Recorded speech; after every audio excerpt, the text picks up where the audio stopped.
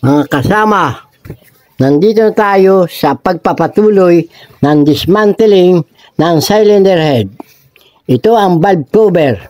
Ito ang valve cover na nagsisilbing takip ng rocker arms at ng makina para hindi mapasukan ng anumang klaseng dumi at tubig na halo sa langis ng makina.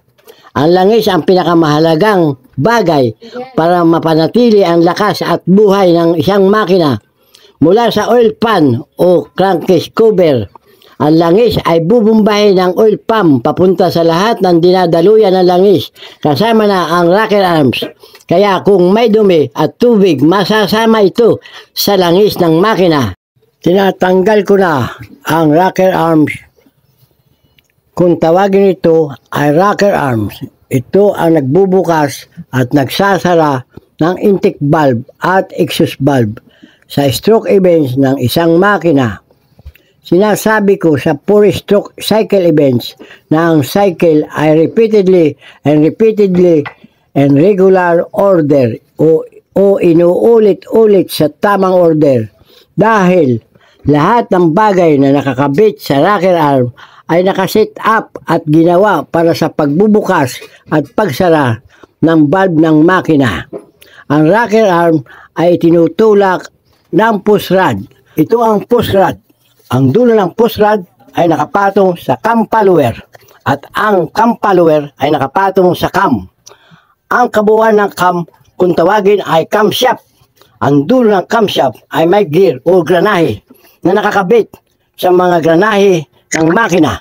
Pagtakbo ng makina, gagalaw ang lahat na nakakabit sa rocker arm.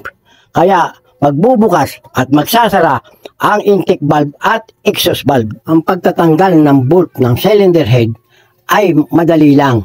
Ang mahirap ay ang mag-assemble o pagbubuo ng cylinder head. Ganito ang paraan ng pagluluwag.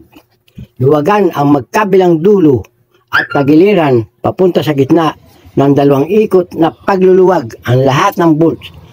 Ang ganitong paraan ng pagluluwag ng mga bolt ay maiwasan ang kontrahan ng mga bolt. Matapos maluwagan ang lahat ng bolt, ulitin muli ang pagluluwag tulad sa ginawa sa simula. Ikutin ng dalawang ikot na pagluluwag. Pag maluwag na, gumamit na ng socket wrench sa pagluluwag at tanggalin isa-isa ang mga bolt.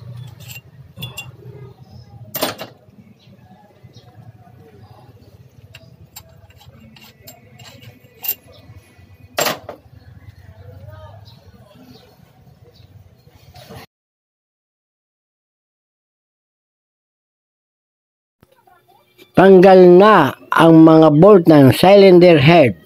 Ilalagay na natin sa ibaba para linisin pati itong pinapatungan ng cylinder head. Ito ang engine block. Itong apat na nasa butas, ito ang cylinder liner. At itong butas, ito ang piston. Next video, ipapakita ko kung paano ang paglilinis ng cylinder head at malaman kung bingkong ang cylinder head at madami pa tungkol sa cylinder head. Bye-bye na mga kasama. Ingat!